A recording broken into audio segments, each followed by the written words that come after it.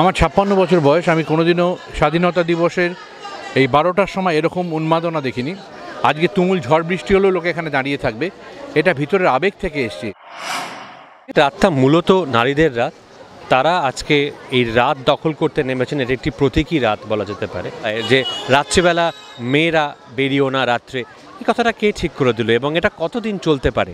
আমাদের শহর কলকাতা গোটা দেশের মধ্যে ওয়ান অফ দ্য সেফেস্ট সিটিজ বলে পরিচিত। তা সেখানে এরকম একটা ঘটনা যখন ঘটে তখন আমাদের আরও বেশি করে সচেতন হওয়া দরকার। ৭৭ বছরের স্বাধীনতাতে আমরা কোনো নারী স্বাধীনতা অর্জন করতে পারিনি এবং প্রশাসনকে মানতে হবে যে এটা প্রশাসনিক এবং পুলিশের ব্যর্থতা। এটা দুর্ভাগ্যজনক এবং এটার দায় আমাদের সমাজ, আমাদের সরকার। মহিলা যদি তার মনে আছে রাত ২টোর সময় বাড়ি ফিরবে, সে বেশ করবে বাড়ি ফিরবে। শুধু রাত্রি ২টোর সময় বাড়ি ফেরার অধিকার কি আমাদের? এটার থেকে লজ্জাজনক তো আর কিছু হতেই পারে না যে আজকে রাস্তায় নামতে হয়েছে। দাদা, আজ স্বাধীনতা দিবস, মধ্যরাতে এত বছর পরে নারীদের নিরাপত্তা নিয়ে পথে নামতে হচ্ছে নারীদের, কীভাবে দেখছেন বিষয়টা? আমার ৫৬ বছর বয়স। আমি কোনোদিনও স্বাধীনতা দিবসের এই ১২টার সময় এরকম উন্মাদনা দেখিনি। বাড়ি থেকে আসার সময় থেকে কোথাও ৫ জন, কোথাও ৫০ জন, কোথাও ৫০০ জন, প্রচুর মানুষ এভাবে হাঁটছেন এবং স্বতঃপ্রণোদিতভাবে কোনো রাজনৈতিক দল, কোনো রাজনৈতিক ভাবনা এর পিছনে নেই এবং মানুষ একটা আবেগে তাড়িত হয়ে এমন একটা ঘটনা ঘটেছে।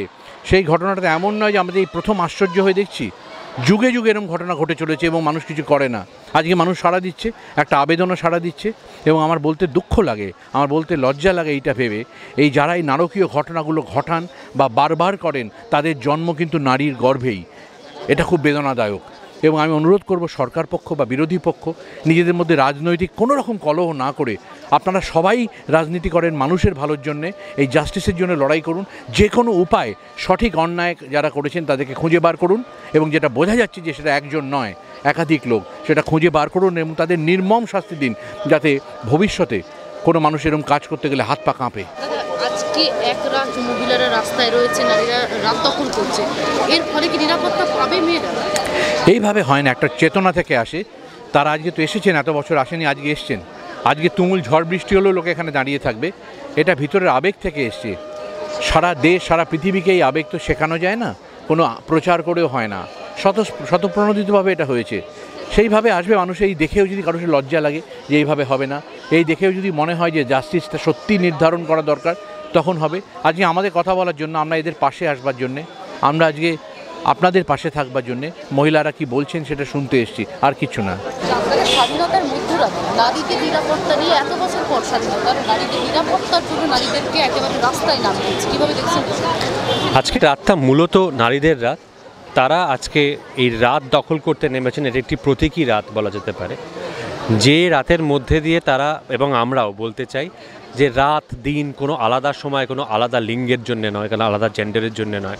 সেই জন্যে আমার মনে হয় আজকের রাতটা তাদের বেশি করে। আমরা এখানে শুধুমাত্র সমর্থন জানানোর জন্য এসেছি। সমর্থন জানানোর জন্য এই কারণে এসেছি যে আমরা এই কথায় বিশ্বাস করি যে এই যে বলা হয় যে রাত্রিবেলা মেয়েরা বেরিয়েও না রাত্রে, এই কথাটা কে ঠিক করে দিল এবং এটা কতদিন চলতে পারে? হ্যাঁ, যদি একটা ছেলে বেরোতে পারে রাত্রে, তাহলে একটা মেয়েরও বেরোতে পারা উচিত রাত্রে। সেই জায়গা থেকে এটা কোনো রাজনৈতিক দলের বিপক্ষে পক্ষে কিচ্ছু নয়। এটা কোনো আমরা ওরা ন্যারেটিভের মধ্যে যেন আমরা না ঢুকি।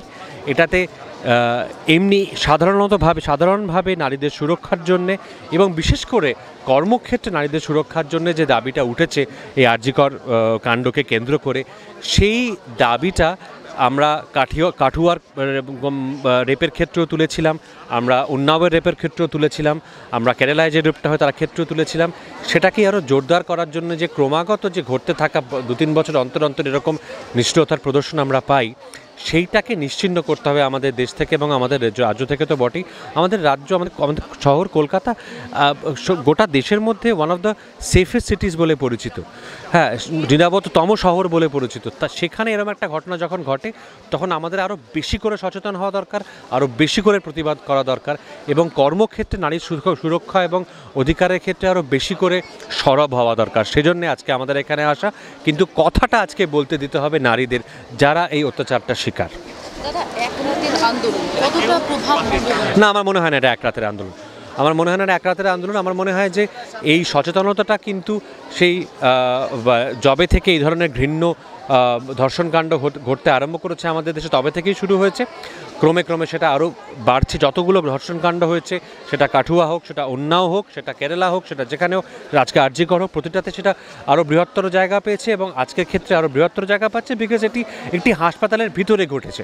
সেই কারণে আমার মনে হয় এটি আজকে যেটা আমরা দেখছি সেটা একটি পৃথক আন্দোলন নয়, সেটা আজকে গোটা রাজ্যের, গোটা দেশের বিভিন্ন জায়গায় হচ্ছে এবং সেখান থেকে একটা 5% হলেও সচেতনতা তৈরি হবে এবং সেটাই গুরুত্বপূর্ণ। ৭৭ বছর আগে স্বাধীনতা লাভ করেছে দেশ, আজ ৭৮তম স্বাধীনতা দিবস। এই জায়গায় দাঁড়িয়েও মেয়েদেরকে নিরাপত্তার জন্য রাস্তায় নামতে হচ্ছে, কীভাবে দেখছেন?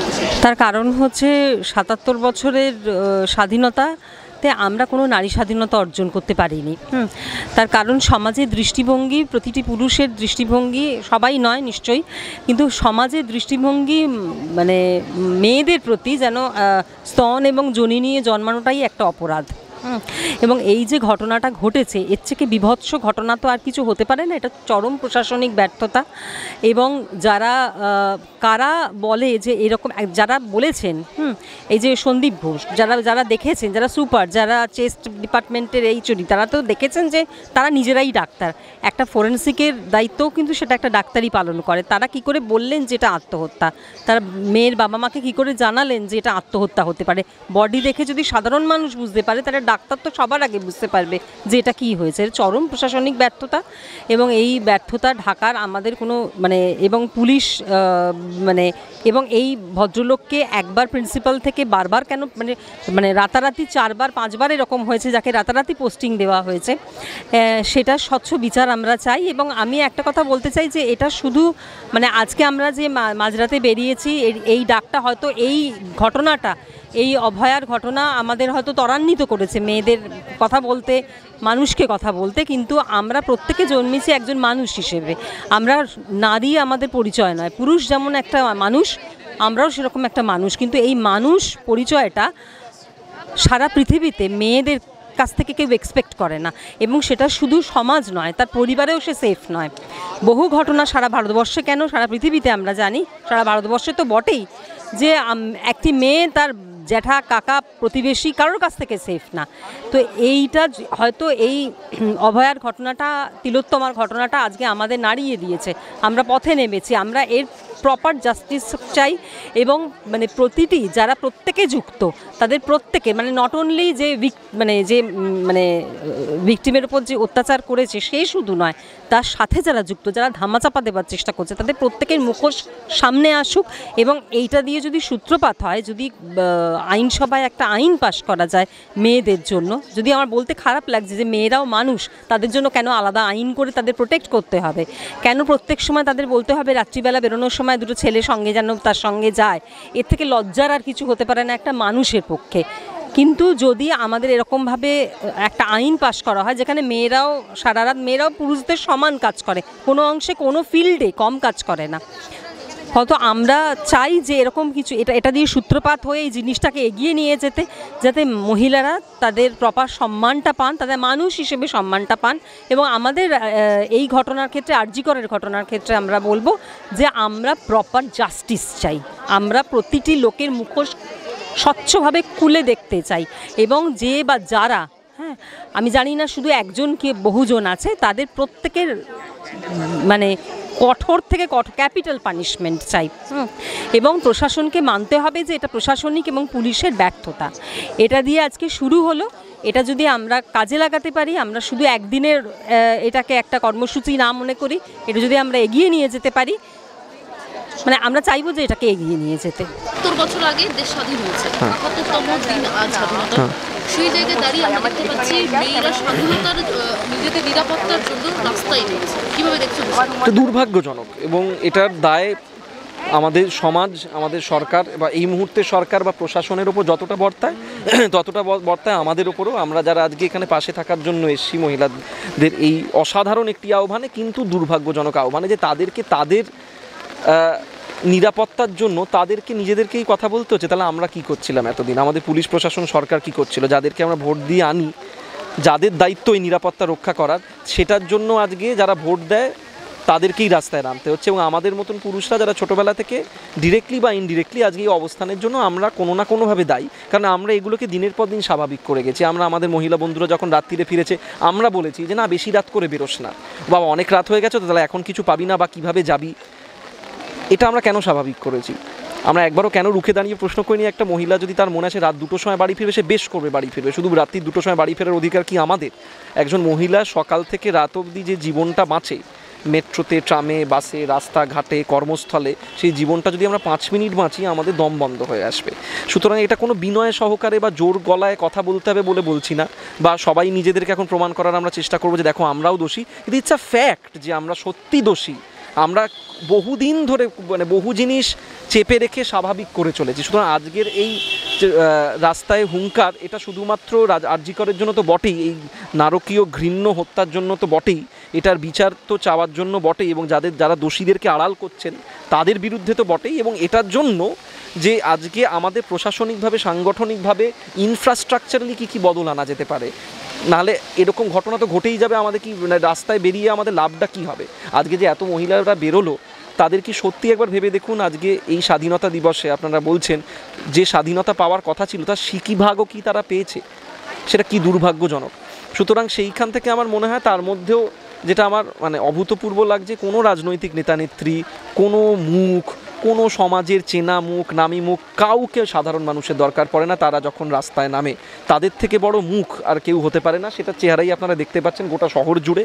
সুতরাং সেটা আশা করছি যে একটা মানে সুরাহার দিকে যদি যায়, কিন্তু এইটা শুধু একটা রাতের নয়, এই বিরোধিতাটা চালিয়ে যেতে হবে।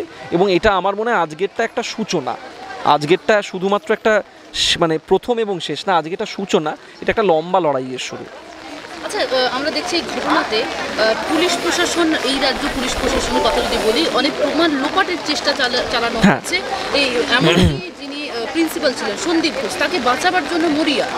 এবং সেটাই আমি ওটাই বললাম যে আরজি করের মানে আজকে যে ঘটনাটা ঘটেছে, হ্যাঁ সেটা যেরকম ভয়াবহ, তারপরে যেটা ঘৃণ্য আরও ভয়াবহ, যেটা হচ্ছে একজন প্রিন্সিপাল সন্দীপবাবুর মতন, সন্দীপ ঘোষের মতন, সে বলছে মেয়েটি ওই রাত্রিবেলা কী করছিল, এবং তারপর তার রেজিগনেশন না অ্যাকসেপ্ট করা হয়েছে এবং তাকে কিছু ঘন্টার মধ্যে আবার মেডিকেল কলেজে রিইনস্টেট করা হয়েছে। তাকে কেন বাঁচানোর চেষ্টা হচ্ছে?